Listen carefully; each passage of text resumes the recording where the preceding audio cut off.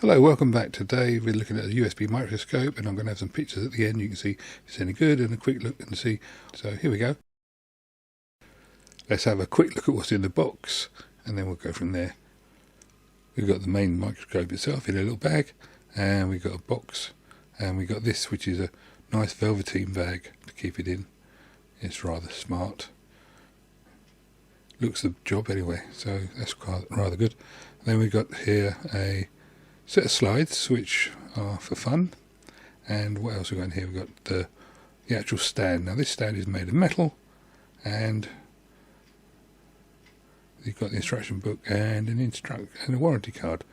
So looking at the stand properly, here we go. That's a proper metal, and the bit there is proper metal, and then you've got the plastic clip at the top, of course. Very nicely put together actually. A little bit heft to that.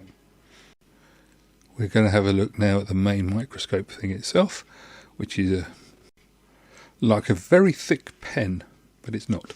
Anyway, looking at that, you've got a plastic cap on the end, and there is quite a long lead. Looking at the very end of the cable there, you've got the USB, standard USB, big one.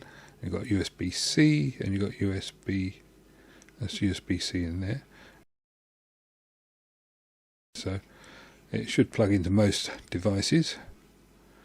Then looking at the cable itself, on the cable you've got this control, and that is to control the brightness of the LEDs.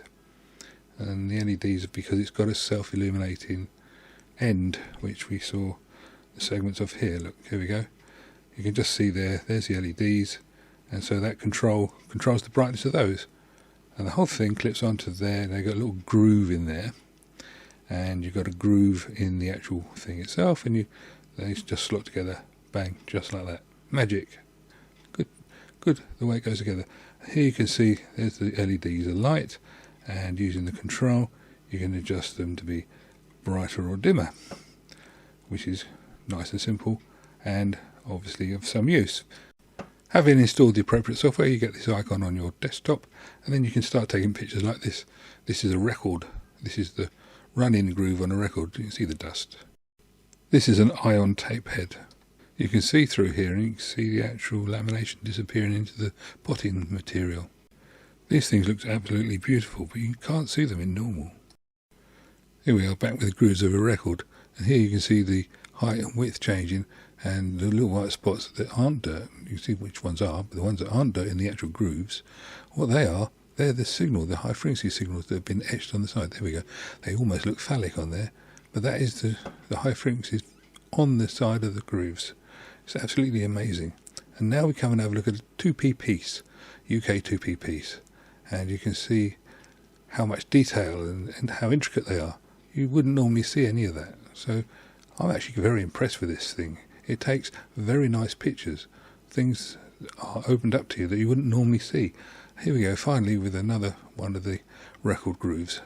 And then on here we've got, this is magnetic recording tape from a cassette, and you can see what it looks like. It hasn't got the shine when you've got like that.